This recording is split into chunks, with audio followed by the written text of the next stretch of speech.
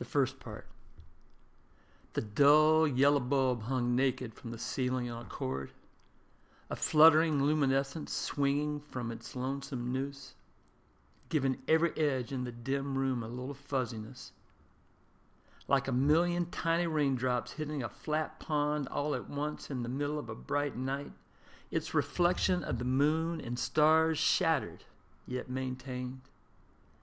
Like the ripples of time, the light washed the detail of the room, the stack of Archie comic books next to the bed, the stack of Penthouse magazines next to Archie and Veronica, the darkness of the bare wood paneling wrapped around and above, spottily disrupted by randomly placed blacklight posters, taped, pinned, tacked to the wall. An image of Hendrix within a psychedelic haze. A character in a zoot suit and big comical shoes saying, "Let's boogie," and strutting down a psychedelic lane coming off the poster and into the room. A cartoonish hot rod coupe, hairy arm resting on the open driver's side window, pulled over next to a hot, very buxom blonde with hairy legs and a miniskirt, standing tall and vivacious, her thumbs stuck out, the caption reading, "Gas, grass or ass, nobody rides for free."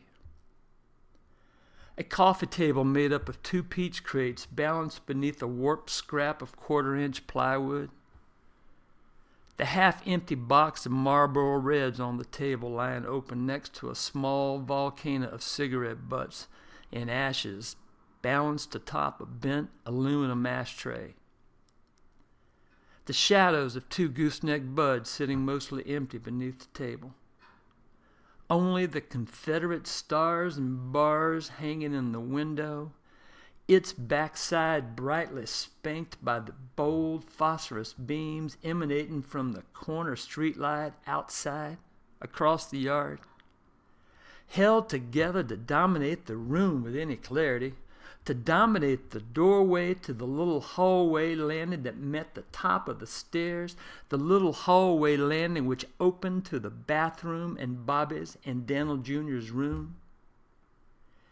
Each with its own fuzzy yellow bulb dangling from the ceiling, each bulb with its own chain and string cord hanging limply, each string held down with its own little mini weight, a thick metal washer that dangled in and out and danced within the competing conditioned breezes emanating from monster machines in various windows, blowing frigid air about the various rooms. One little washer dozy-doed on Bobby's shoulder as he and Daniel Jr. stood close together in the bathroom. Daniel Jr. holding a quart mayonnaise jar filled with a dark purplish liquid, holding it beneath and up to the light, twisting it, moving it about, peering into it, one eye closed, squinting, head tilted to the side, as if he were looking for a lost goldfish, as if he were looking for a lost memory. Daniel Jr. taking the cigarette from between his lips, he said to Bobby, exhaling a stream of smoke from his nostrils, he said, "What do you think?" Fred and Jughead and Ricky and Mooley walked in and out of Bobby's and Daniel Jr.'s room, in and out of the room where Mickey sat on the little daybed, the room he called home for the summer of '72. Nervously pacing, anticipation in their breathing. Ricky, he came in, leaned his skinny self over the ashtray, tried to find a place to grind and twist the butt of his cigarette, considered the possible existence of some wormhole tunneled down to the bottom of the ashtray without upsetting the mountain of dead soldiers along the way. He paused momentarily, bringing the cigarette back to lips that sat below a fuzzy mustache, holding up a beaked nose that supported wire-rimmed pilot glasses beneath thick curly black hair. He came back for one last drag, a deep inhale, slow exhale, then a tap, tap, dropped delicately, oh so delicately, onto the stack, leaving a smoldering smoke trickle arising from the death pyre and disappearing into the haze of the room. Fred, he stopped to look into the bathroom, tilting his head like Daniel Jr.'s, same angle, same squint. Looking up into the jar, he said, pointing with a cigarette tucked pinched in the fold of skin between forefinger and bird finger, he said, I don't know. I can still see the light coming through. Daniel Jr. turned toward Fred, his wide mouth in a sneer that reached all the way out to one of his Wayne Newton sideburns. Cigarette tucked into the corner, drizzling smoke, he said, making a sideways glance at his younger brother Bobby, he said, Shut the fuck up, Fred. Jughead, he walked by, 2 years younger than Fred, 6 inches shorter, 50 pounds lighter, wearing a torn Alice Cooper t-shirt. He laughed. He said, Yeah, shut the fuck up, Fred, you redneck. Fred swung a blind backhand behind him as Jughead walked by, his lit cigarette whisking right by the Dobie Gillis-style scraggly scrotum hairs hanging off Jughead's chin.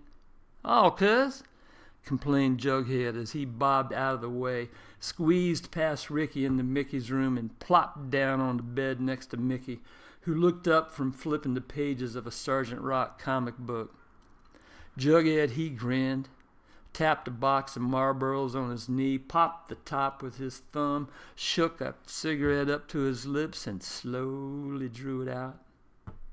He looked over at Mickey, gave him an Eddie Haskell grin, wide and toothy, eyes a sparkle. He said, flipping open his Zippo to a lit flame, lighting his Marlboro, he said, You ready? Mickey, he looked down at Sergeant Rock blowing away some random Nazi beast. He shrugged.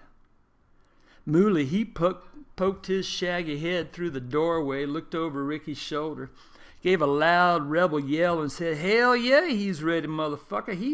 He's Bobby's blood, his cuz. He's on the crew. We're all ready. We're gonna get fucked up like a bat.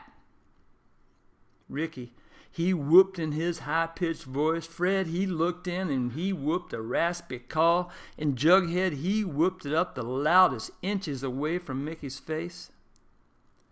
Mickey, he smiled, faux. What me worry?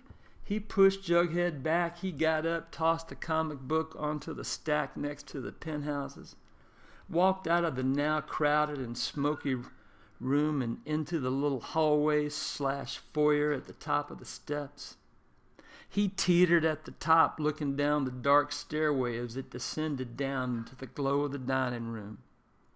The sounds of Mooley, Jughead, Fred, and Ricky all whooping and hollering drifted out and washed over him, bouncing down the steps or turning with a vision of his Aunt Betty, getting between him and the serenity of the glowing dining room. And she, Mickey's Aunt Betty, in bathroom and nightcap over curlers, stood at the bottom of the stairway and bellowed back, Mickey, is that you making all that noise? While a cross current of Daniel Jr. hissing, Shut the fuck up, Fred whipped behind him, slapping the boys in the other room, and a strong blast of Bobby sending an abrasive, You know how Fred is, Mom, we'll take care of it, flowed through, down, and over Mickey, who said nothing, just turned around, his chin running into Bobby's chest, standing right behind him, Bobby, who put both his hands on Mickey's shoulder and said, giving the shoulders a squeeze like he was some weathered baseball coach out on the mound, about to expend a couple of words out of the very few he has budgeted for the year. Wise words, wisdoms of life's journey. Trust me, Mickey, I wouldn't have you do anything that would harm you. Then he, Bobby, he said, I got shit to do, and turned back to the bathroom. Mickey, he returned to his daybed perched, to be ribbed and jostled.